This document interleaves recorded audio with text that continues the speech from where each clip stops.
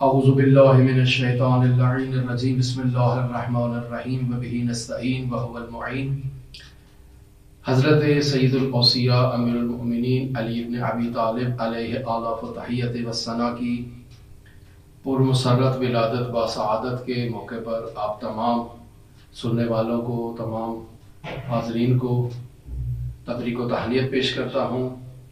اور یہ دعا ہے کہ خداوند متعال ہمیں حضرت سید الاوصیاء کی سیرت اور تعلیمات پر عمل کرنے کی توفیق عطا فرمائے، اور حضرت مولا الموحدین کے ساتھ جو ہماری دلی عقیدت ہے، جو الفت ہے، اس میں روز بروز اضافہ فرمائے، اور ہمیں حضرت علی بن ابی طالب کی تعلیمات اور سیرت پر عمل پیرا ہوتے ہوئے شہادت کی موت عطا فرمائے۔ ہماری گفتگو کا عنوان حضرت سید الاوصیاء کی سیرت اور حیات طیبہ ہے، اور اس عنوان سے ہم نے حضرت سید الاوصیاء کی حیات طیبہ کو 5 حصوں میں تقسیم کیا تھا، جس میں سے پہلا حصہ حضرت سید الاوصیاء کی ولادت باسعادت سے لے کر پیغمبر اکرم صلی اللہ علیہ وآلہ وسلم کی بعثت تک کا دور ہے، کہ جو 10 سالہ دور ہے۔ اس دور کے متعلق ہم گفتگو کا آغاز کر رہے ہیں، اور آج پہلا ٹاپک اور حضرت سید الاوصیاء کی ولادت باسعادت کا دن 13 رجب المرجب، اور اسی مناسبت پر ہم نے دنیا کے منفرد مولود کی ولادت باسعادت کے عنوان سے اور اس ٹاپک پر اپنی گفتگو کو جو ہے وہ سرنامہ کلام قرار دیا ہے، اور اسی عنوان پر گفتگو کریں گے کہ حضرت سید الاوصیاء علیہ آلاف و تحیت والثناء کی ولادت باسعادت خانہ کعبہ کے اندر ہوئی، اور یہ ولادت خانہ کعبہ کے اندر ہونا یہ مختلف سلسلہ سند سے، مختلف طریقوں سے، متعدد روایات کے ذریعے سے ہم تک یہ پہنچا ہے، جسے شیعہ محدثین نے بھی نقل کیا ہے، اہل سنت محدثین نے بھی نقل کیا ہے، اور اس قدر تواتر کے ساتھ یہ مطلب ہم تک پہنچا ہے کہ اس میں کسی قسم کے شک و شبہے کی گنجائش بھی پیدا نہیں ہوتی ہے۔ کیوں پیدا نہیں ہوتی ہے؟ چونکہ سینکڑوں مورخین نے، محدثین نے، سیرت پر کتابیں لکھنے والوں نے اس مطلب کو واشگاف الفاظ میں بیان کیا ہے کہ حضرت سید الاوصیاء کی ولادت خانہ کعبہ کے اندر ہوئی ہے، اور معمولاً سیرہ نویسوں نے عباس بن عبد المطلب کی روایت کو نقل کیا ہے، اور اس کے علاوہ بھی روایات کو نقل کیا ہے۔ ہم یہاں عباس بن عبد المطلب کی روایت کو آپ کی خدمت میں نقل کرتے ہیں۔ بہار میں بھی موجود ہے، دیگر کتابوں میں بھی موجود ہے، اور سیرت کی کتابوں میں بھی یہ روایت موجود ہے۔ روایت اس طرح سے ہے کہ عباس بن عبد المطلب بیان کرتے ہیں کہ ہم خانہ کعبہ کے سامنے بیٹھے ہوئے تھے، ہم کچھ افراد، یعنی ظاہر عباس بن عبد المطلب اس روایت کو نقل کر رہے ہیں، تو یقینی بات ہے کہ کچھ افراد خانہ کعبہ کے قریب ان کے ساتھ تشریف فرما ہوں گے جس کو وہ نقل کر رہے ہیں۔ تو ہم خانہ کعبہ کے سامنے بیٹھے ہوئے تھے کہ اتنے میں فاطمہ بنت اسد تشریف لاتی ہیں، اور پھر اس روایت میں ان کی کیفیت کو ذکر کیا گیا ہے کہ اس وقت ان کے حمل کی مدت 9 ماہ مکمل ہو چکی تھی، اور بچے کی ولادت کا وقت قریب تھا۔ تو عباس بن عبد المطلب لکھتے ہیں کہ ہم خانہ کعبہ کے قریب بیٹھے ہوئے تھے کہ حضرت فاطمہ بنت اسد تشریف لاتی ہیں، ان کی یہ کیفیت ہوتی ہے کہ ان کا 9 ماہ کا جو پیریڈ ہے وہ کمپلیٹ ہو چکا ہوتا ہے، بچے کی ولادت کا وقت قریب ہوتا ہے کہ فاطمہ بنت اسد تشریف لا کر خانہ کعبہ کے ساتھ جو ہے وہ قریب آ کر خانہ کعبہ سے لپٹ کر اور خداوند متعال سے یہ دعا کرتی ہیں، آسمان کی طرف رخ کر کے۔ وہ دعا کے الفاظ کیا ہیں؟ فرماتی ہیں فقالت رب انی مؤمنۃ بک، یعنی فاطمہ بنت اسد یہ کہہ رہی ہیں کہ اے پروردگارہ میں تجھ پر ایمان رکھتی ہوں، وبما جاء من عندک من رسل وکتب، اور تیری طرف سے جو رسول آئے ہیں اور جو کتابیں نازل ہوئی ہیں میں ان تمام پر ایمان رکھتی ہوں۔ وانی مصدقۃ بکلام جدی ابراہیم الخلیل، اور میں تصدیق کرتی ہوں، میں ایمان رکھتی ہوں اپنے دادا ابراہیم کی تعلیمات کے اوپر جو وہ تعلیمات لے کر آئے ہیں۔ وَإِنَّهُ بَنَى الْبَيْتَ الْعَتِيقَ، اور حضرت ابراہیم نے ہی اسی بیت عتیق کو تعمیر کیا ہے۔ فَبِحَقِّ الَّذِي هَذَا الْبَيْتِ، تو اے پروردگار تجھے اسی گھر کا واسطہ ہے، وبحق المولود الذی فی بطنی، اور تجھے اس مولود کا واسطہ ہے جو اس وقت میرے بطن میں، میرے اس وقت حمل میں موجود ہے، یسرت علیہ ولادتی، کہ میری اس ولادت کے مراحل کو آسان فرما۔ یہاں پر بہار کی جو نقل ہے اس میں 2 جملوں کا اضافہ ہے۔ بہار کے جملے میں کچھ اس طرح سے عبارت بھی ہے کہ حضرت جب اس مولود کا واسطہ دیتی ہیں، وَبِحَقِّ الْمَوْلُودِ الَّذِي فِي بَطَنِي، کہ یہ مولود جو میرے بطن میں ہے، یہاں پر حضرت فاطمہ بنت اسد یہ جملے بھی کہتی ہیں کہ یہ مولود مجھ سے باتیں کرتا ہے، مجھ سے ہم کلام ہوتا ہے، مجھے ڈھارس دیتا ہے، اور مجھے یہ یقین ہے کہ یہ تیری عظمت اور جلالت کی نشانیوں میں سے ایک نشانی ہے، میری اس مشکل کو آسان فرما اور اس ولادت کے مراحل میں میری نصرت اور مدد فرما۔ عباس بن عبد المطلب اسی روایت میں نقل کرتے ہیں کہ جب فاطمہ بنت اسد اس دعا کو کرنے کے بعد فارغ ہوتی ہیں تو ہم یہ دیکھتے ہیں کہ خانہ کعبہ کی دیوار میں شگاف ہوتا ہے اور دیوار کھلتی ہے اور حضرت فاطمہ بنت اسد خانہ کعبہ کے اندر داخل ہوتی ہے، اور پھر یہ دیوار دوبارہ اسی طرح سے آپس میں بند ہو جاتی ہے۔ عباس بن عبد المطلب کہتے ہیں کہ ہم نے بہت کوشش کی کہ دروازے کے ذریعے سے جائیں اور دروازے کو کھولیں اور فاطمہ بنت اسد کو بیت اللہ سے باہر نکالیں، یعنی ظاہری بات ہے ایک خارق العادہ واقعہ ہوا ہے تو افراد پریشان ہو جاتے ہیں کہ ایسے میں ایک خاتون جو اس کنڈیشن میں ہو کہ جس کے 9 ماہ کمپلیٹ ہو چکے ہوں، بچے کی ولادت کا وقت قریب ہو اور ایک ایسا خارق العادت واقعہ رونما ہو، تو لوگوں کی کوشش یہی ہوتی ہے کہ جا کر مدد کریں۔ تو عباس بن عبد المطلب کہتے ہیں کہ ہم خانہ کعبہ کی چابی کے ذریعے سے دروازہ کھولنے کی بہت کوشش کی، لیکن یہ دروازہ نہیں کھلا، جس سے ہمیں اس بات پر یقین ہو گیا کہ یہ خداوند متعال کی مرضی ہے اور خداوند متعال کی نشانی ہے۔ فعلمنا ان ذلک امر من امر اللہ، ہمیں یہ معلوم ہو گیا کہ خداوند متعال کی مشیت ہے کہ فاطمہ بنت اسد خانہ کعبہ کے اندر چلی جائے۔ یہاں پر پھر عباس بن عبد المطلب کہتے ہیں کہ 3 دن فاطمہ بنت اسد خانہ کعبہ کی اندر رہتی ہیں اور مکہ کی گلیوں میں، کوچوں میں، گھروں میں ہر جگہ پر صرف یہی بحث ہوتی ہے کہ فاطمہ بنت اسد 3 دن سے خانہ کعبہ کے اندر ہے، کیا کھا رہی ہوں گی، کیا پی رہی ہوں گی، اپنی ضروریات زندگی کو کیسے پورا کر رہی ہوں گی، اور بالخصوص تمام خواتین کو یہی پریشانی ہوتی ہے کہ بچے کی ولادت کا وقت قریب ہے اور ایسے میں فاطمہ بنت اسد خانہ کعبہ کے اندر ہیں۔ تو اب اس مشکل میں اور اس مرحلے میں فاطمہ بنت اسد کا کون یار و مددگار ہوگا؟ عباس بن عبد المطلب کہتے ہیں کہ 4تھے دن خانہ کعبہ کی دیوار اسی جگہ سے جہاں سے پہلے شگاف پڑا تھا اور دیوار کھلی تھی، وہیں سے دوبارہ وہ دیوار کھلتی ہے اور فاطمہ بنت اسد اسی طرف سے باہر نکلتی ہے۔ یہ بھی ایک عجیب حکمت اور عجیب مصلحت ہے کہ فاطمہ بنت اسد کے لیے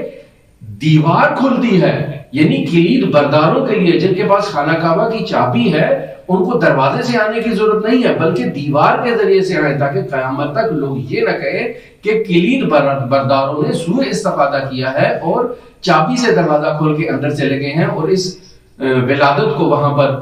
جو ہے وہ انجام پائی ہے، تاکہ علی ابن ابی طالب کے لیے ایک فضیلت تو نہیں، باقاعدہ طور پر دیوار شگاف ہوئی ہے اور دیوار سے اندر تشریف لے کے گئی ہیں بی بی، اور پھر دیوار ہی کے ذریعے سے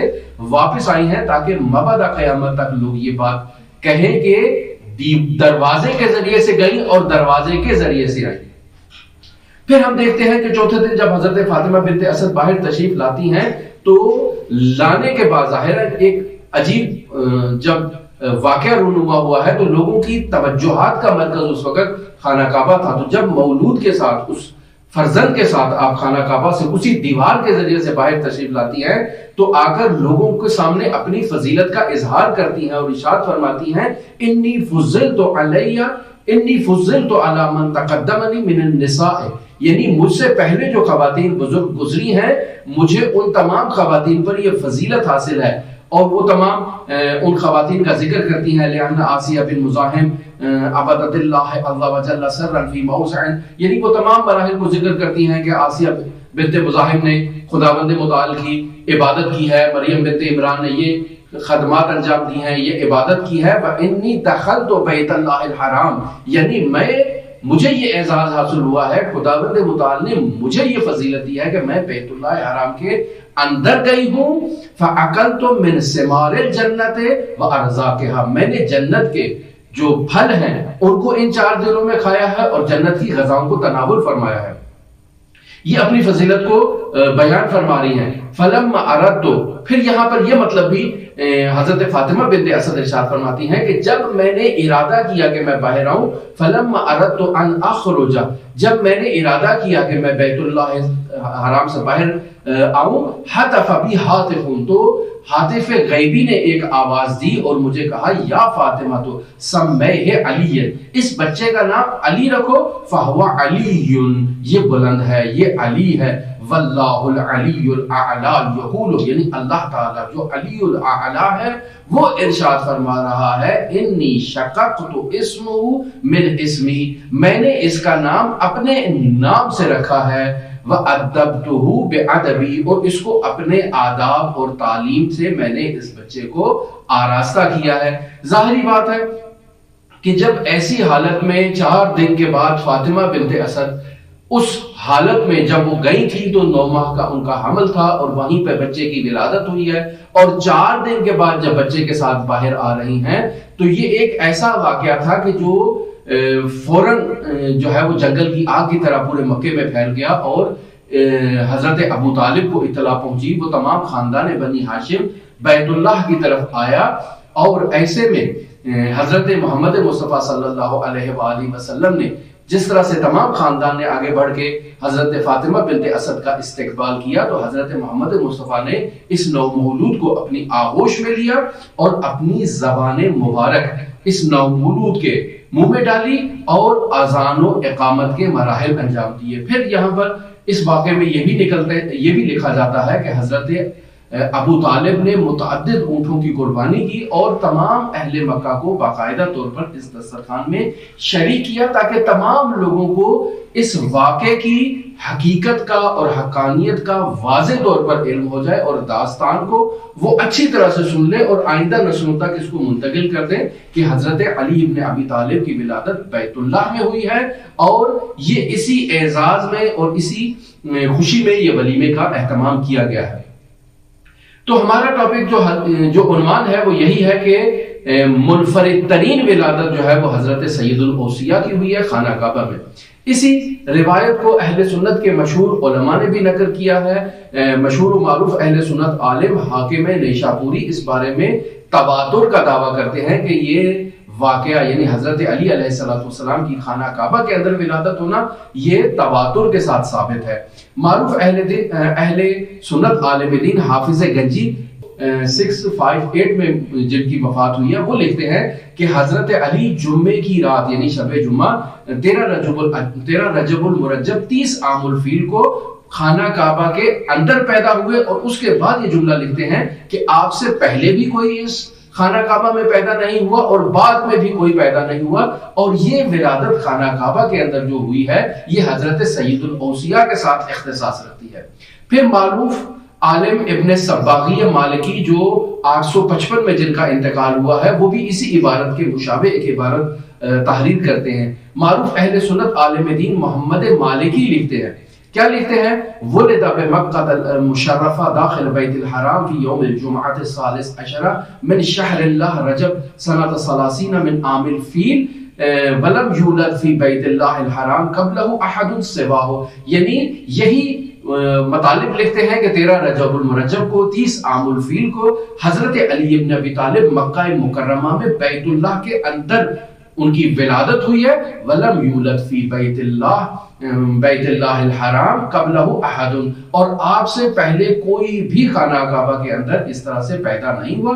پھر اس کے بعد اس جملے کو اضافی کرتے ہیں وَهِيَ فَضِيلَةٌ خَصَّصَ اللَّهُ تَعَالَى بِهَا إِجْلَالًا لَهُ وَإِعْلَامًا لِمَرْتَبَتِهِ وَإِظْهَارًا لِكَرَامَتِهِ، یعنی کیا لکھتے ہیں؟ یعنی یہ ولادت جو حضرت سید الاوصیاء کی خانہ کعبہ کے اندر ہوئی ہے یہ اللہ تعالیٰ نے خاص عنایت کی ہے حضرت علی بن ابی طالب کے لیے،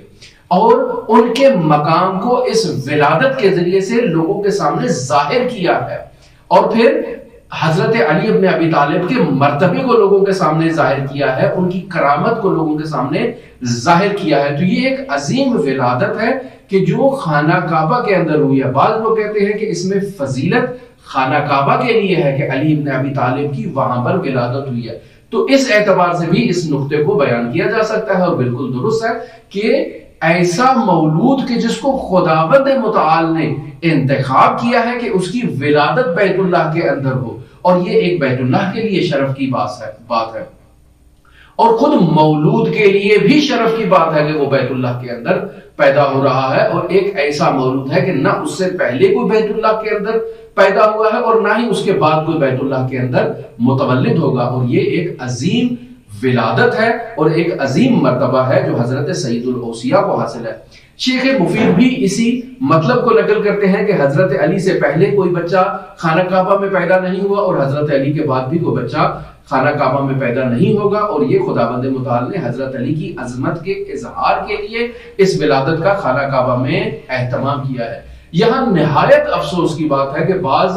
مغرضین، بعض متعصب قسم کے لوگ جو ہیں وہ آ کر یہاں پر اس فضیلت کو کم رنگ کرنے کے لیے اور اس فضیلت کو کم ظاہر کرنے کے لیے یہ کہتے ہیں کہ نہیں، حضرت علی تنہا بچے نہیں ہیں جو خانہ کعبہ میں پیدا ہوئے۔ تو یہاں سے اس طرح سے حضرت علی کے لیے رقیب بنانے کی کوشش کی گئی ہے کہ نہیں، کوئی اور بچہ بھی ہے جو خانہ کعبہ میں پیدا ہوا ہے، اور اس کا نام حکیم بن حزام بن خویلد ہے، یعنی یہ بچہ بھی خانہ کعبہ میں پیدا ہوا ہے۔ پس حضرت علی کی ولادت کوئی منحصر بے فرد ولادت نہیں ہے خانہ کعبہ کے اندر، اور حکیم بن حزام خویلد بھی جو ہے وہ خانہ کعبہ کے اندر پیدا ہوئے ہیں، لہذا خانہ کعبہ کے اندر ولادت کوئی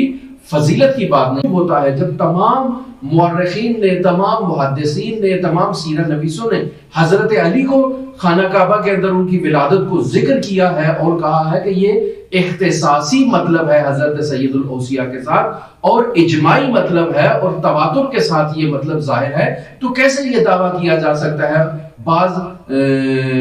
ایسے راویوں کی طرف سے کہ نہیں، جو مثلا مصعب بن عبداللہ نے اس روایت کو ذکر کیا ہے، تو کیسے یہ مصعب نے اس مطلب کو ذکر کر دیا ہے؟ یقینی بات ہے کہ یہ مصعب توہم کا شکار ہوگا کہ جب ایک طرف ہم دیکھ رہے ہیں کہ تمام شیعہ سنی محدثین جمع ہیں، مورخین جمع ہیں، محدثین جمع ہیں، سیرہ نویس جمع ہیں، اور ان کا اجماع ہے اس مطلب کے اوپر کہ علی ابن ابی طالب خانہ کعبہ کے اندر جمع ہوئے ہیں، تو بعض افراد آ کر کہیں، مصعب بن عبداللہ کی روایت کو نقل کریں کہ نہیں، حزام جو ہے وہ خانہ کعبہ کے اندر پیدا ہوا ہے، تو یہ بات قابل قبول نہیں ہے۔ دوسرا مطلب کہ حکیم بن حزام کی کعبہ میں ولادت سے متعلق جو قول ہے اس کی سند ہی ضعیف ہے۔ اور تیسرا مطلب یہ کہ حکیم بن حزام جو ہے وہ زبیر کا عزیز تھا، اور اس وجہ سے اس کے لیے یہ فضیلت کو باقاعدہ طور پر جعل کیا گیا ہے، جبکہ ہم دیکھتے ہیں کہ حضرت علی ابن ابی طالب کی فضیلت جو ہے وہ تمام دنیا کے سامنے واشگاف ہے، یعنی الفاظ ہی نہیں ہے کہ ہم حضرت علی ابن ابی طالب کی فضیلت کو الفاظ میں بیان کر سکے، جبکہ حکیم بن حزام جو ہے وہ فتح مکہ کے وقت مسلمان ہوتا ہے، مؤلفہ قلوب میں سے ہے، اور رسول خدا صلی اللہ علیہ وآلہ وسلم کے زمانے میں خوراک کو احتکار کیا کرتا تھا، اور خلیفہ سوم کا طرفدار تھا، اور حضرت علی ابن ابی طالب کے لشکر میں شامل ہی نہیں ہوا کہ جو انہوں نے اسلام کے لیے جنگیں لڑی ہیں۔ تو اس طرح سے ہم یہ باقاعدہ طور پر کہہ سکتے ہیں کہ ایک ایسے شخص کو حضرت علی ابن ابی طالب کے مقابلے میں لا کر کھڑا کرنا اور باقاعدہ یہ ظاہر کرنا کہ نہیں، اس کی بھی ولادت خانہ کعبہ میں ہوئی ہے، یہ باقاعدہ ایک پلاننگ کے تحت تھا، اور اکثر محدثین و مورخین و سیرہ نویس اس بات پر متفق ہیں کہ حضرت علی ابن ابی طالب کی یہ منحصر بے فرد فضیلت ہے، اور نہ آپ سے پہلے کوئی کعبہ میں پیدا ہوا اور نہ ہی آپ کے بعد کوئی خانہ کعبہ میں متولد ہوا ہے۔ تو اسی پرمسرت ولادت کی مناسبت سے میں ایک مرتبہ پھر آپ تمام سننے والوں کی خدمت میں تبریک و تہنیت پیش کرتا ہوں، اور ہماری یہ دعا ہے کہ خداوند متعال ہمیں حضرت سید الاوصیاء کی سیرت اور تعلیمات پر عمل کرنے کی توفیق عطا فرمائے۔ ہمارے ساتھ رہیے گا، یہ سلسلہ ہمارا آپ کے ساتھ جاری رہے گا۔ اللہم صلی علی محمد و آل محمد وعجل فرجہ۔